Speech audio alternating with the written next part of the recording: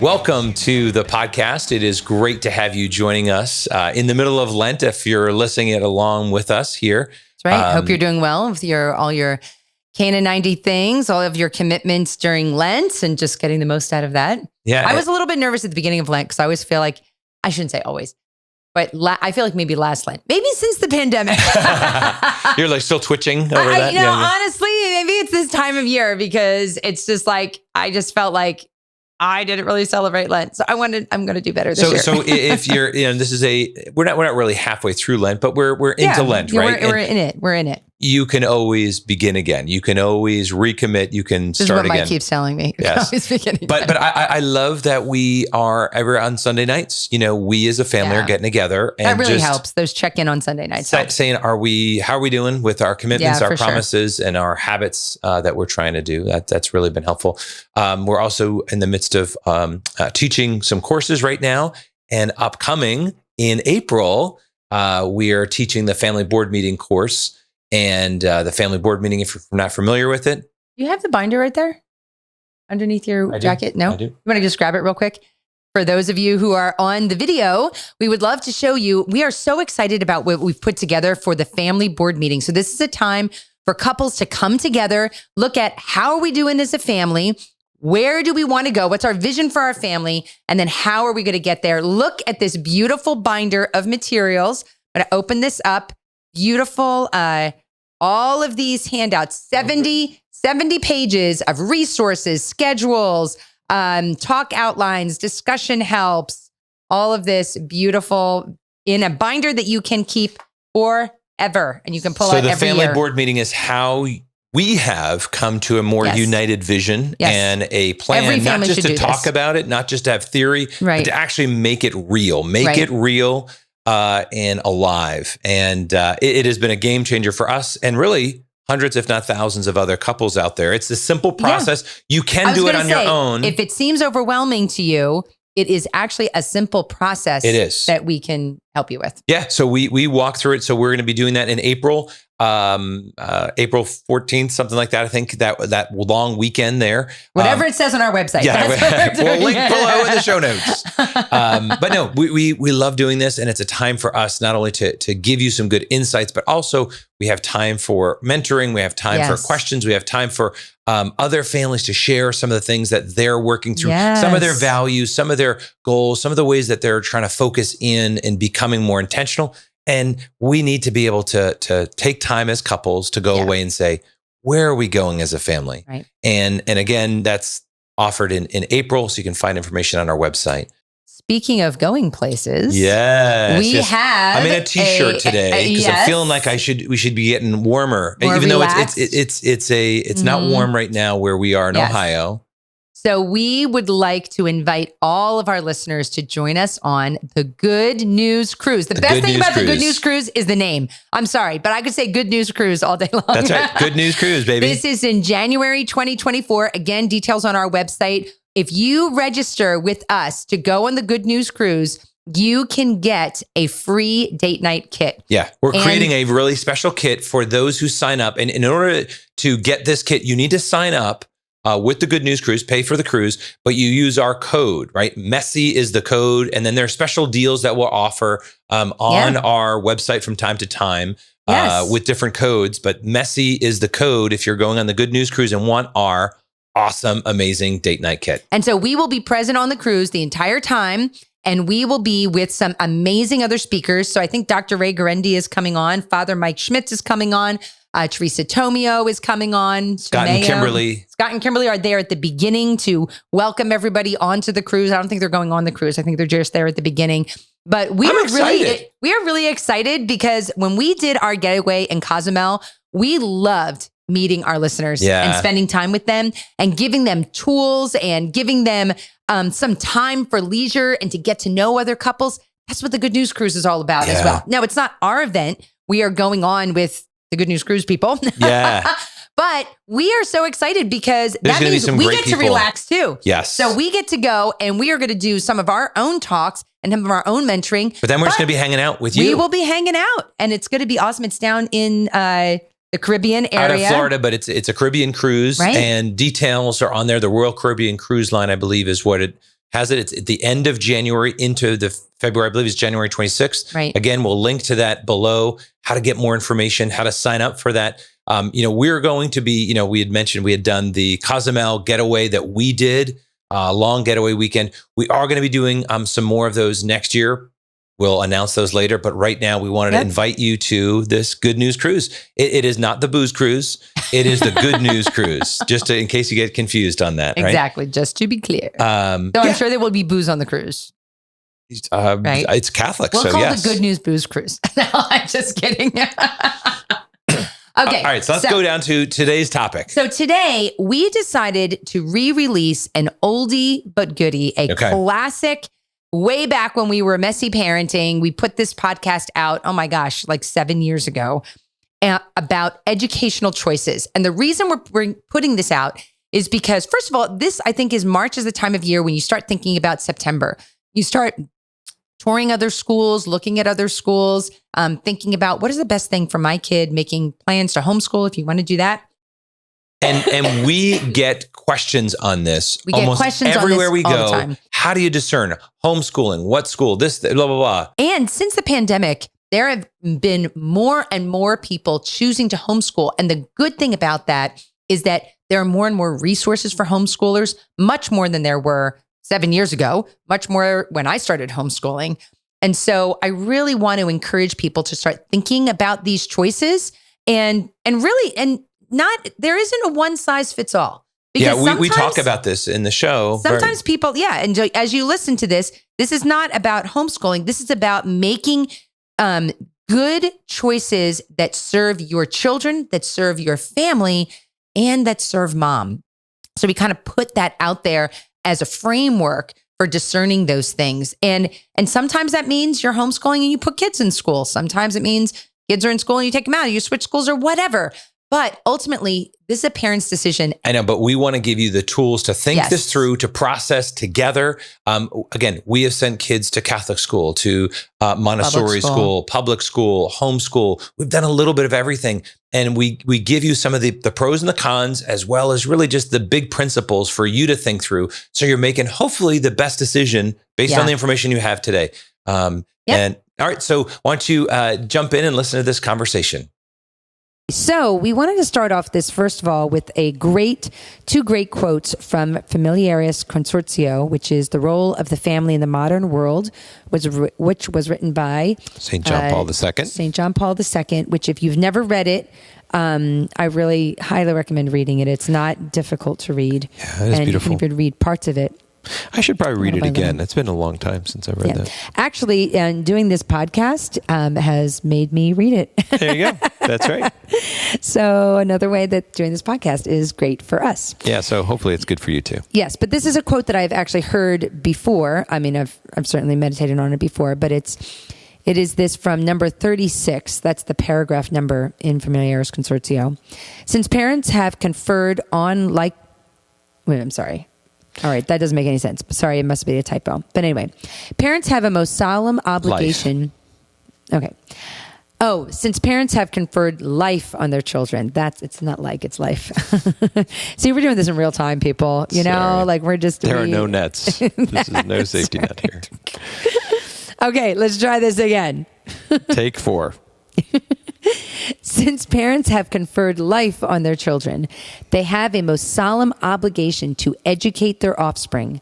Hence, parents must be acknowledged as the first and foremost educators of their children. Their role as educators is so decisive that scarcely anything can compensate for their failure in it. And then later in paragraph 40, parents have been appointed by God himself as the first and principal educators of their children, and that right is completely inalienable. So this does not mean that everyone needs to homeschool their children, in case you think that that's what the Holy Father is saying. It's not. But no matter what educational options you choose for your children, you are ultimately the first and most important educator of your child. Yeah, and I think very early, we've disconnected things. We thought it's just about, hey, we're open to life. We're trying to be faithful Catholics, but that's just the beginning, you know. And it's about the education of our kids. That's pretty serious language. That's solemn obligation. It's an inalienable right to be the first and principal educators of their children.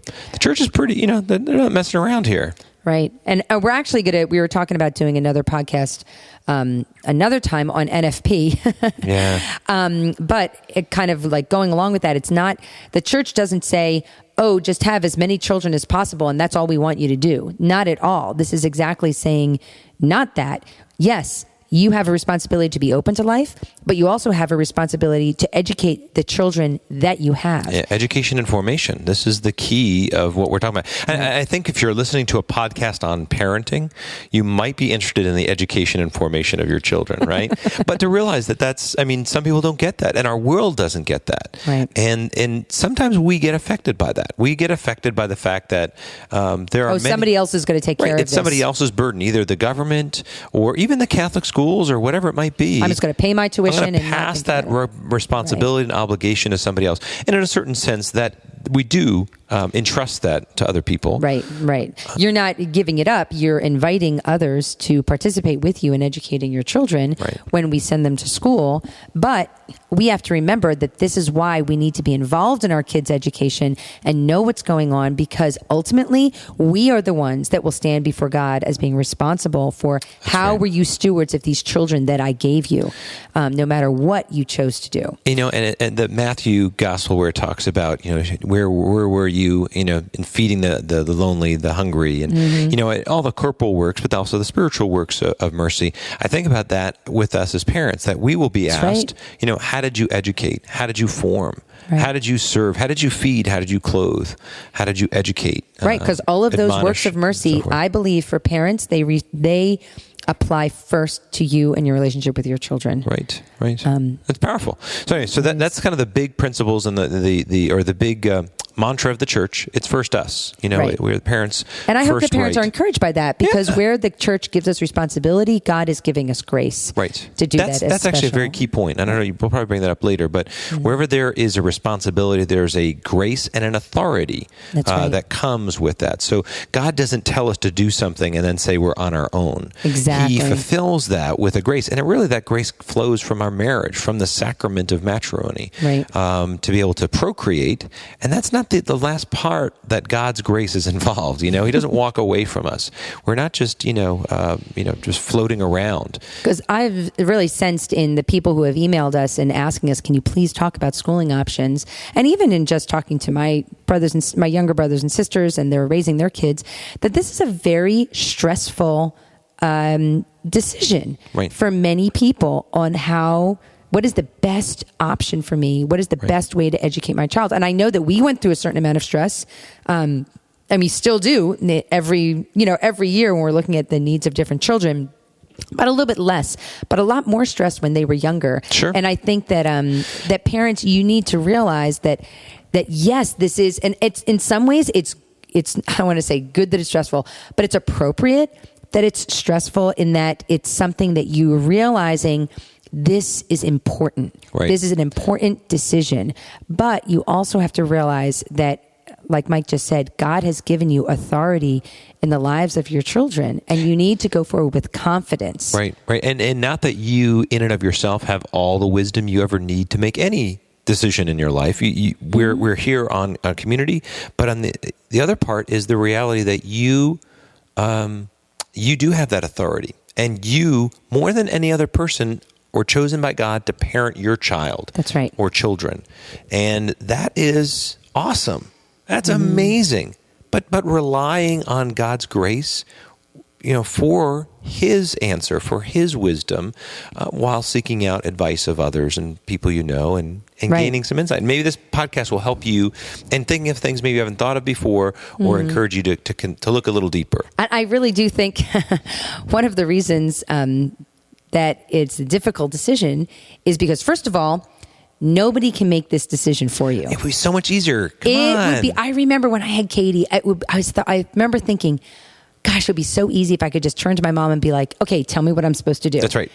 But nobody can really do I want a that for you. checklist. Bam, bam, bam. What am I going to get done? How do I do this? Exactly. And so this kind of goes into the first of our principles, which is there is no perfect answer. Right. Okay. So I know friends who have their kids in school, and I don't look at them and be like, oh, their life is so much easier. No, they have a certain amount of stress in dealing with, fundraisers and things that happen on the school ground and teachers and principals and all of that. And then friends who homeschool, they don't have it perfect either, because there's a lot of work obviously involved in homeschooling. There is just no perfect answer. It's like the grass is always greener on the other side of the fence. Right. And so I think when we kind of get caught into constantly second guessing ourselves, that can really be a detriment. And so that's why you can't look to other people to make that decision. You and your husband, or your husband and your wife, your spouse, whoever I'm speaking to, you and your spouse. Let's keep it. You and your spouse need to just go before the Lord and make the decision and kind of go forward in confidence, realizing that I shouldn't say there's no perfect answer. There's no easy answer, because the parenting is hard, no matter how you slice it. Well, again, in the whole mantra of this podcast, and I think for many of us, it's the reality that on this side of heaven, there is nothing that's perfect. Right. We're not only just doing the best we can, but we're also recognizing, hey, life is messy. And there are certain things that we do our best. We make our best effort. We make the wisest, prudent decisions as we can. And we might look back and say, I wouldn't do that again. But you know what? I told one of my kids just this recently, I'm like, hey, you know what? We're still figuring this out. We're still in practice mode, okay? And if you always realize that, it's okay. We're learning. We as parents are constantly learning. And if we embrace our schooling decision with confidence, with kind of a sense of boldness that, we have the authority to make this decision, but also the humility to recognize that it's okay. We don't have to stress out about every decision. Exactly. And I guess which go ahead. Which goes to the next one, that you're allowed to change your mind. Next point. The next point is, So first is, there is no perfect answer. Second is you're allowed to change your mind. Just because you made a decision doesn't mean you have to stick with it for the rest of your life or for the rest of that child's life. Right. And I think that's hopefully freeing for you. It was for me. I remember when Katie was getting ready to go into first grade. I had her in preschool. I don't think it was first grade. I think it was kindergarten. I had her in preschool, and it was time for me to choose, am I going to homeschool her for kindergarten, or am I going to put her in school? And I was so stressed out looking at like her whole life of like, which track am I going to put her on? Right. And it was one of my friends who said to me, who actually is a teacher and who's never homeschooled and have all of her kids in school. She just said, you know what? Just take it year to year. Just take it year to year and just reevaluate every year. And I don't know why, but that was such like a revelation to me of like, oh, you mean I can do one thing this year and then something else next year? And yes, we have actually done that very, very often. Like my daughter, Emily, went to preschool. Then I homeschooled her for kindergarten and first grade. Second grade, I was feeling overwhelmed with homeschooling kids. So I put her into school in second grade, in Catholic school for second grade. Then she came home again, third grade, all the way to seventh grade. And now she's in school for seventh grade on through, and now she's in high school. And she's fine. She's fine. But she's very intelligent. She does great. She's a good worker, all of those things. And I did all of those, we made those decisions depending on her needs the needs of the family. That's a big dynamic. You know what I mean? You're looking at the kid, you're looking at the mom, you're looking at all these things. Right. There's so many things. And sometimes kids like that change, you know, and that's okay. Right. Exactly. So don't feel like you are not allowed to change your mind. You are. Even in the middle of the year, you are allowed to change your mind. Kids are extremely resilient. Right. Extremely resilient. And don't feel so stressed out of feeling like you're locked into something forever. Right. Which then leads me, I guess, kind of led into this. The third idea is that you must keep mom's limitations before everyone else's. Keep that in mind before everyone else's. Because if mom is the homeschooler, at least in our family, that's the scenario. And if you're considering homeschooling, you have to recognize that the burden is on her. And if it's causing stress, if it's adding burden, you know what, that's going to affect everybody else. I mean, if I get sick, it really, one person's down. If mom's sick, the whole world comes to a screeching halt, And so really, first and foremost, I think this is the job of the dad. I think I've talked about this before. I've heard this from so many people. It's really the father's job, the husband's job to protect his wife, sometimes from herself. And always from the children and for other demands that wage war against her sanity. Right. And this is one of those, recognizing the needs of your wife, and if she wants to give and serve and throw herself out, and that's great. And we all should be serving and giving selflessly, and that's beautiful.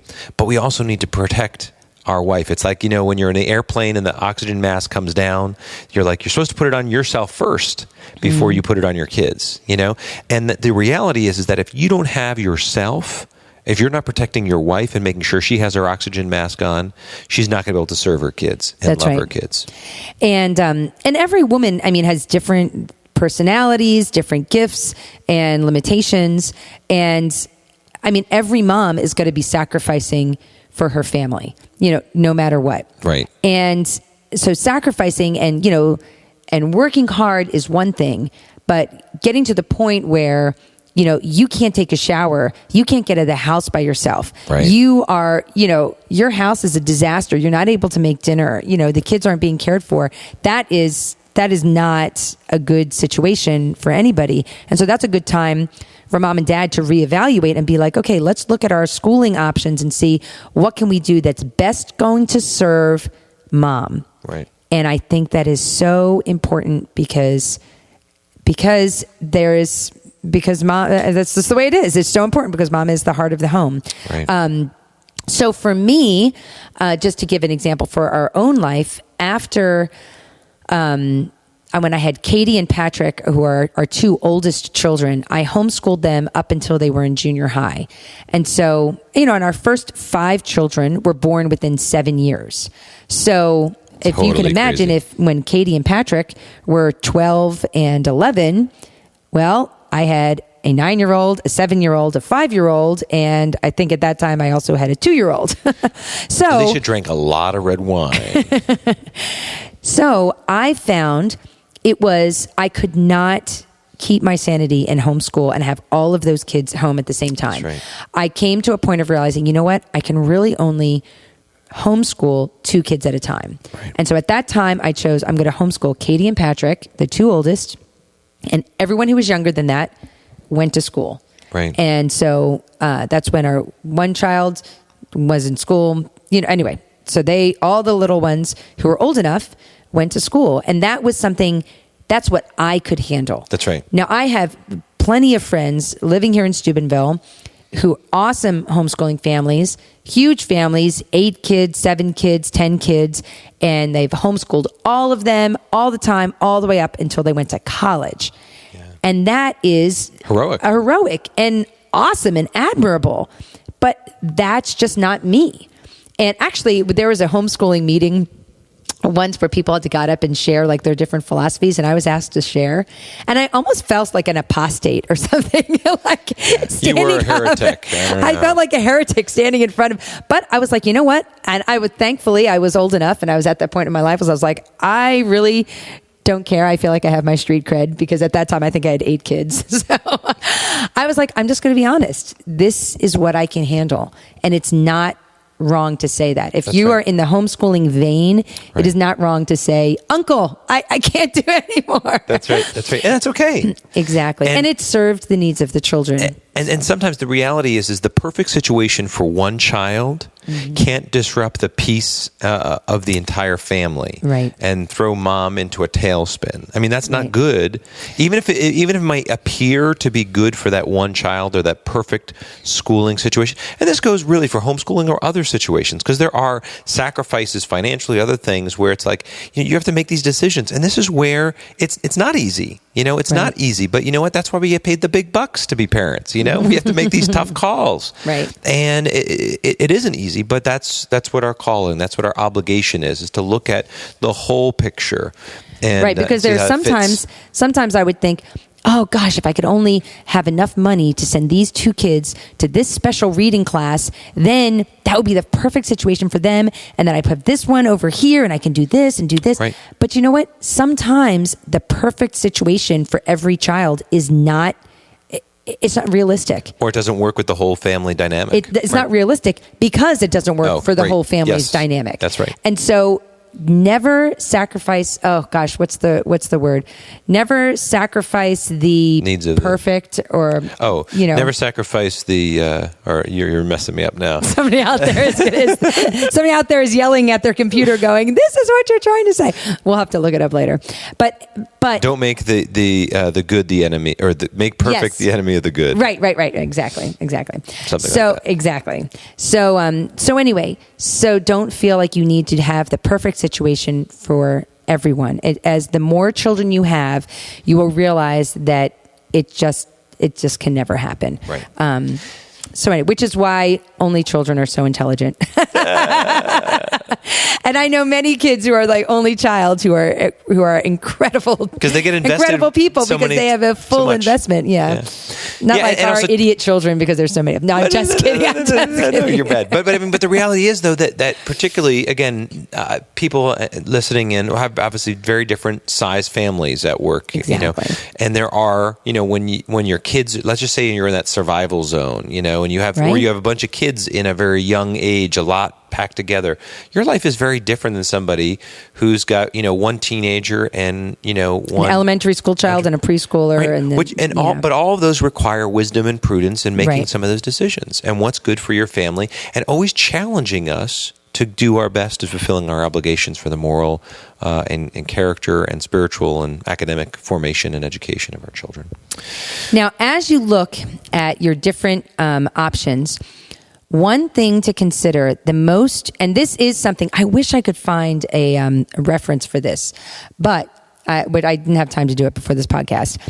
But the most important times of development in people, in children, is between the ages of 1 and 4 and the ages of 18 to 22. That's right. I've seen that in studies and research before. I think anyone who's a parent even knows it from their own experience. Right. There is so much development that happens in their moral life, in their intelligence, and in their emotional life. There's so much going on in those younger years, basically the preschool age and your college age. And there are big life independent decisions. I mean, there's obviously teenage years are not inconsequential because there are parts. I mean, every time has its significant moments, but these are probably the most significant formative years for a person, a human, for human development. And so, as you look at education, my advice as an older sister to everyone out there would be that's the time I would invest and do heavily whatever it takes to give your kids the best education for preschool and for college. And not that the years in between... Don't ignore everything, Exactly. Not that the years in between aren't important. Of course, they are also important. But if you have to choose, if you only have all of us have a limited amount of money, for example. If you have a limited amount of money, where do you place that money? That's what I would do. I would invest it. And it might seem weird. You're like, what? Preschool? But really, and teaching my kids, I will tell you, I have seen... And not just any preschool. We're not just saying just send them off to any preschool or something like that. But a high quality preschool. We are big fans of the Montessori philosophy. If you're not familiar with Maria Montessori and her method of education, Google it, look it up. There's a zillion websites about it. But basically, her philosophy respects the dignity and the natural development of the child more than anything else out there. One of the reasons is because she was Catholic. Mm-hmm. She was Catholic and she was steeped in Catholic culture. And I believe that she saw that dignity of the child in the way that God created them. Yeah. And her philosophy was you need to create an environment. If you create the right environment and guidance, children will respond to that environment and grow and develop and get those concepts.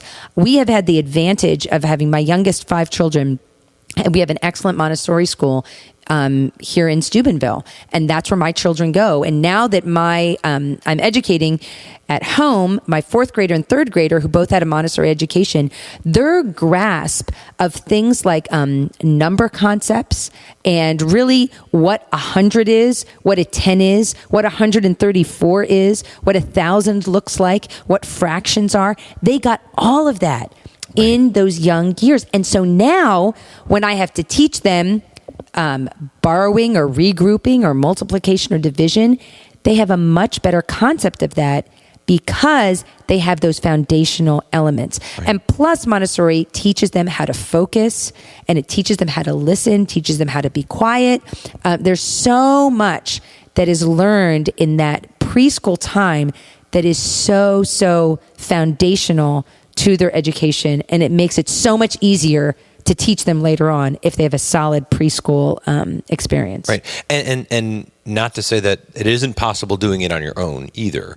Right. You can have an excellent Montessori experience at home. Right. That was the other thing. Yeah. That because it depends on what your limitations right. It's are. It's time and money question. Exactly. If you have two kids, a 4-year-old and a 3-year-old, and you want to do that Montessori experience in your home, there are so many resources to do that in your home. But whatever you do, however you do it, if you pay somebody to teach them or if you teach them yourself, that is your decision. But what I'm saying is that investing that time and resources in those preschool years, it returns huge dividends. And if your kids have already passed that time frame, you've screwed them up, right? Is that what you're saying? So, we do tell our kids, I may have said this before, but our older kids, we set up not have Montessori. Yeah, we set up a counseling fund for you later on. We're pretty confident we screwed you up along the way. You'll have issues later in life. I will say, Katie and Patrick, they did go to preschool. They went to a regular preschool. Nice. And they cried. Both of them cried every day when I dropped them off for like 2 months. Well, yes, they did. Yes, they did. They will even tell you that they cried every day. I remember it was horrible. But you know what? Now they are adults in college and they're doing just fine. Yes, that's right. So it all worked out in the end. Don't worry. Don't stress out. So the other time, again, I'll just make it very brief, but the idea of college and how formative that is. And I think too quickly, again, many of you have kids in college, or not many of you, some of you have kids in college, and most of you do not have kids in college. That's very, very far down the road. It has such a powerful impact on that. And if you do have young children, we weren't able to do this, but if you are financially able to, start saving for their college, because you know what, my friends, that is the time that the statistic is 74% of those who leave the church, who leave the faith, do so by the age of 23, which means they really leave the faith when they go to college. That college is a place where it crushes too many people's faith. Good kids from good Catholic homes that leave the church. They have philosophy, they have history, they have the sciences, social sciences particularly, that undermine their faith and their worldview.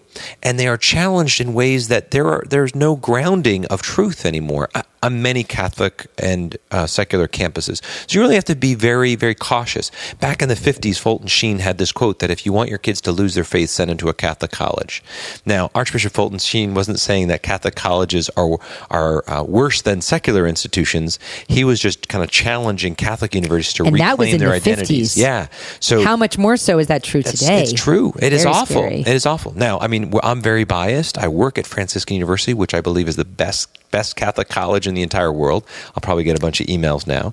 But there's the Newman list. But we just had Patrick Riley, who's the founder and president of the Cardinal Newman Society, which has a listing of some about 20 or so Catholic colleges that are in some process trying to embrace their Catholic identity. And so those would be good colleges where your child's faith would not be undermined. There's a substantial investment in trying to maintain Catholic culture on those campuses. And we pray that by the time your children, people who are listening to this, kids to get to college, hopefully there'll be 50 colleges. Because in the list. beginning, 60s and 70s, it really was just Franciscan, and then Christendom and Thomas Aquinas, and slowly it began to build to others. Anyway, but. So those are the two very formative times, and it really is worth it. But I don't want to go any further than that. So. Right, because college is probably way off. Right. But just to throw that out there. Okay, so don't, and this is another piece of advice, is to not get stuck in one ideology and just be blind to other options. Okay? And I would say that there were times where I felt like I had that. You know what I mean? I really did. I had my particular way. I had the way that I was raised and how I saw some of the deficiencies of that. And I was set in my mind of... For example? Well, I had a plan, you know, and then reality happened. And I thought we would be homeschooling and have a perfect linear transition to high school and to college. And to Catholic high school. Catholic high school. Mike was very against public high school. Yeah, and so very much fixed on that. But then we've had kids who've done part-time in Catholic high school. But like Mike said, reality hit, and now we have our daughter who is a senior full-time in a public high school. Right, which was not my plan. But it's perfect for our family, and it's perfect for that child. Exactly. And it really did. It you know, it's easy when you're younger and you don't have all the, maybe you'll grow in wisdom and opportunities and see what it takes.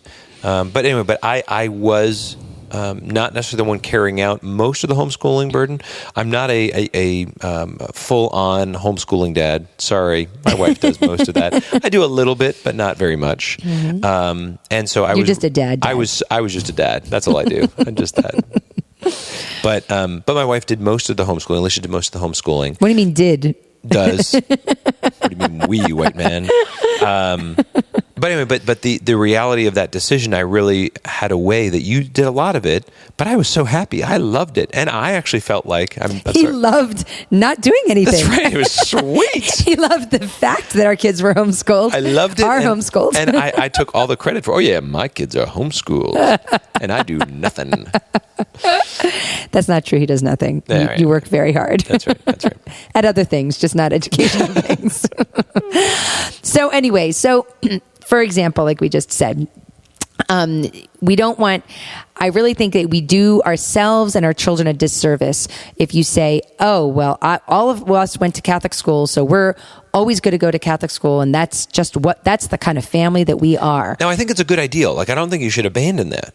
Oh, no, not at all. Great principles. Yes, exactly. But don't allow an ideology to dictate what is best for your children. You need to dictate what is best for your children. Or maybe you were homeschooled. Maybe you and all your brothers and sisters were homeschooled. And maybe your parents now expect, and everybody expects you to homeschool all your kids. Well, you know what? Don't be blinded by that. Right. Step back and say, okay, what is best for our family? Right. What is best for us?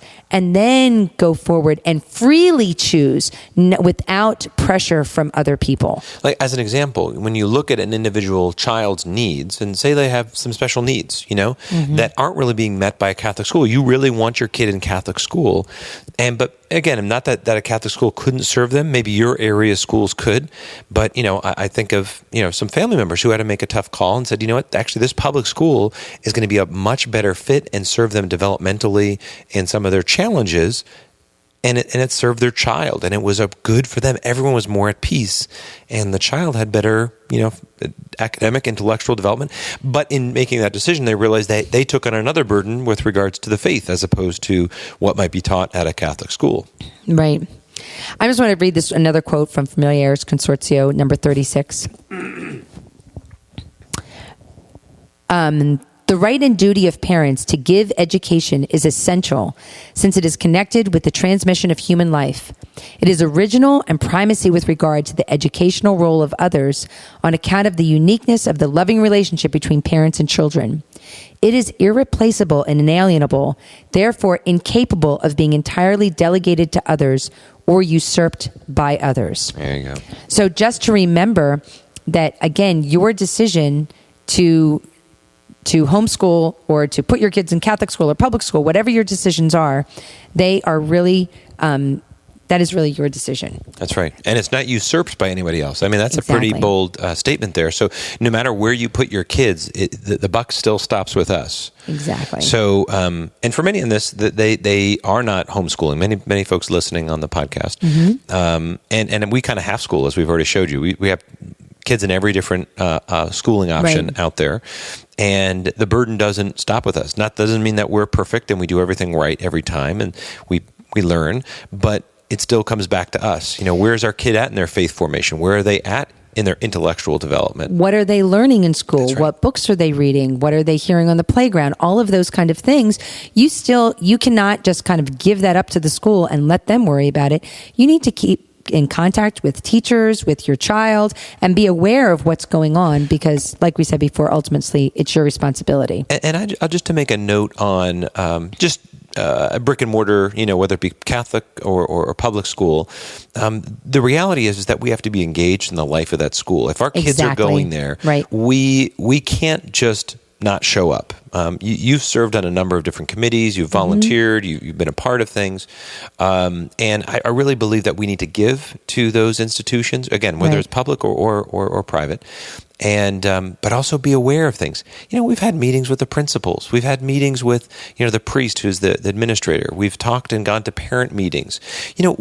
We can't sit back and just complain about things and wish they were different. We also have to be a part of things. And again, that's part of our service. When we think about how are we serving in our community, we first start with the things that are closest and proximate to us. The principle of subsidiarity, the ones closest to the situation and the problem are the ones best to be involved. So make sure you're not just complaining about your kid's school, if you are. Make sure you're involved in being this part of the solution as well. So even though I'm homeschooling my 2 elementary school kids, I am on a committee for the arts for my high schooler, for our local high school. Right. And so helping fundraise for our other daughter in our other program. And Exactly. So, and I help teach at our Montessori school. I teach music at our Montessori school 1 day a week as a support for them. So anyway, just try to keep involved, and it keeps you busy. It does. As a mom. It does. But again, remember, your family is your first priority.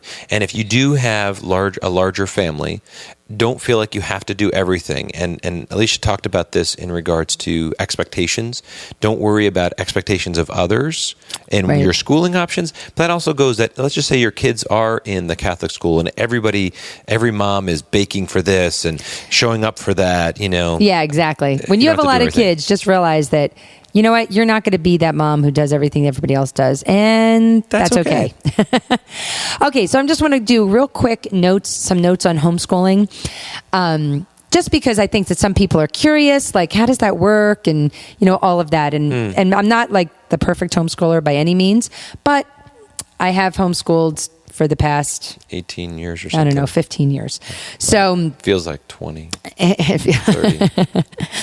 But first of all, let me just say that homeschooling my elementary school kids, the kids in general, it's really such a joy. Yeah. It really, really is. Just reading with them, discovering new things, seeing them tackle difficult concepts, like difficult math concepts, and really getting it and learning it. And being able, I remember one time looking at Katie and being like, wow, she can do this, and everything she's done, I taught her. Like, amazing. It's very, very rewarding. It's very rewarding, And but that, I think the most important things are like doing math and exposure to good books during those elementary school years. I really think that that's the most important. And don't get stressed out if you're thinking about pulling your kids out of school and homeschooling them. Don't be stressed out that you won't be able to do everything that they do in school. It goes so much faster at home. True. Because they don't have to deal with a million different students. You don't have to deal with switching classes. You don't have to deal with, things like recess and, whatever other things. It just goes a lot faster when you're working one-on-one with kids at home. And also don't worry if they don't get something perfectly one year, because they're going to get it again. They're going to see it again and again and again, like things like grammar, like nouns, verbs, adjectives. They get it in first grade, second grade, third grade. They're going to see it again and again and again. And so I used to be really stressed out if they didn't, I get all these concepts the first time around. Oh no, they have to know this. Well, you know what? They don't have to know it in third grade, because I have seen high school science curriculum.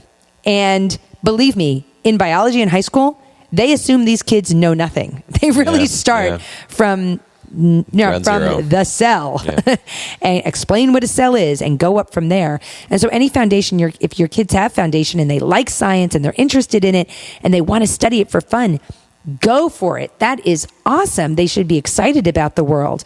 But if they do not have all the parts of the cell memorized by the time when they're in 4th grade, that is really not important. That's right. And so don't get caught up and stressed out about those little things, but just have fun and give them the skills that they need to learn. I found that junior high and high school can be really tough if you don't have any support. I mean, you can do it, of course. I know people who have done it, but kids are basically looking for outside authority at that point. They really are. And moms really need help with that. Yeah, and mom is also probably pretty overwhelmed. There's a lot more. If you have little kids and your high schooler and junior high kids. There's a lot going on. Exactly. So if you have a great co-op that you can do that. Investigate public school options. I know in Steubenville, our public schools are extremely homeschool friendly. There are so many, they're very, very flexible with homeschoolers. You can go in and take one class, you can take 2 classes, you can do their sports and their theater and not take any classes. I mean, they are very homeschool friendly. So, investigate that around that time.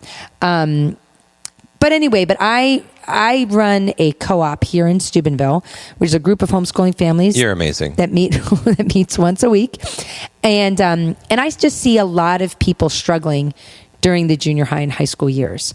And so when you find other homeschoolers you can band together with, it really can make a difference. And there are so many awesome options for homeschooling out there. Right. That were not there when I started homeschooling.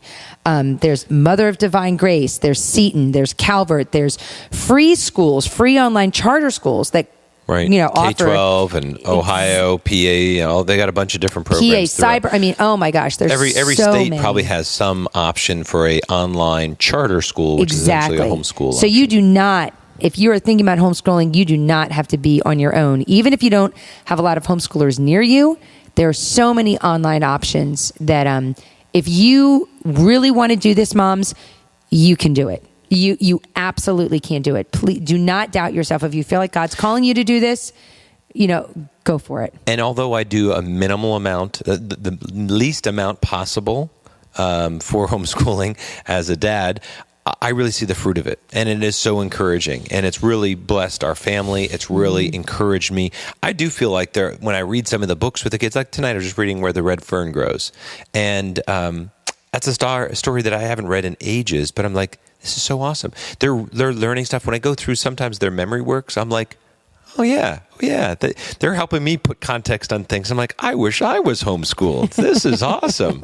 These guys knew Latin roots, and I'm like, You're like 8 years old. What the heck are you doing? It's awesome. They have fun for it. But really, what is the most important, no matter what you do with your kids, whether they're, what kind of schooling option you choose, kids need structure to thrive. And I think that it's more about their character and about forming responsibility than about actually what they're learning. And like I said, I think that applies to kids, no matter what you choose for your schooling options, that they have a sense of discipline, that they have a sense of responsibility. The subject matter, that's got to come later. It's important, but it's not close to the development of their discipline, the virtue, the learning, that love for learning, and the discipline that's ensued by that. I think that it's more important that your kid is actually disciplined in reading than it is exactly what they're reading. It's because this is their work, basically, that's preparing them for life. Right. And again, just kind of going back to that quote from Familiaris Consortio, that it is our responsibility as parents not just to give life to our children, but it is our solemn duty to educate them. Right. And so every once in a while, I come across a homeschooling family who are totally not disciplined, and they're not learning anything, and things are just chaotic at home. And that's just not living up to your responsibility as Catholic parents, as Christian parents, not just to have these kids, but we have a duty to educate them.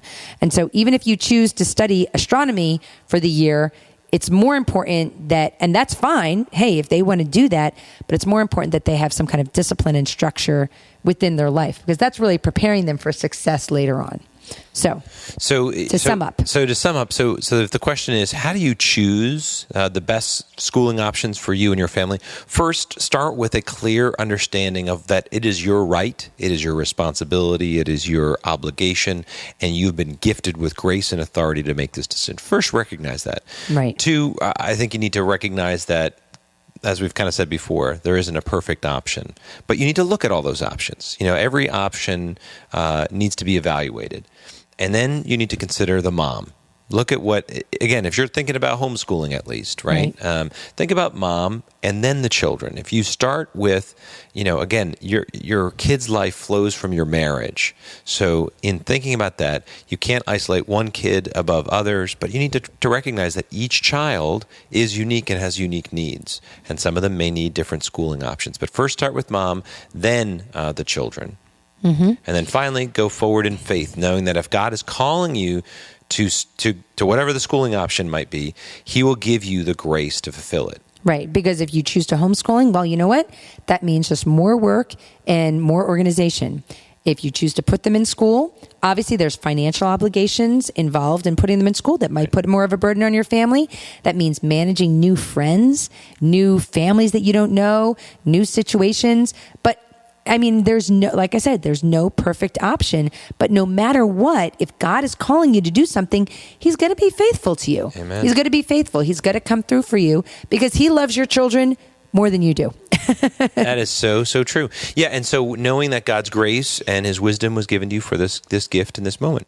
So we hope you have enjoyed that conversation. Again, as we said earlier, this is a topic that continues to come up. If you have kids and you're looking forward, maybe they're not in school and you're looking forward to help think through these very important issues. Yeah. Because the education and formation of our kids is solely in our hands. This is our job as a parent. And we sometimes have worry and anxiety about, are we making the right decision? How can we do this? How can we juggle this all? And we also look out at the kind of the secular world out there. Yeah. And we look at all that is happening in secular schools today. And how is that affecting our kids? So we have all those worries and anxieties as parents, but our job isn't to get stuck in those. We need to be called to go and say, all right, how do we be intentional? How do we not let those anxieties and worries stop us from making good decisions for our kids, good decisions that are for mom and the whole family? Right. All right. I have nothing to add. You said it all. All right. So again, we mentioned this at the beginning, but if you would like to jump in and join us for the family board meeting course, we have information on that. That's starting up in April. We also talked about the Good News Cruise. So we linked below if you want to join us on that. And Good News Booze Cruise. I'm sorry, I cannot say that. It's just so funny. MessyFamilyProject.org for more information. Yes. And until next time, may the Lord bless you and keep you.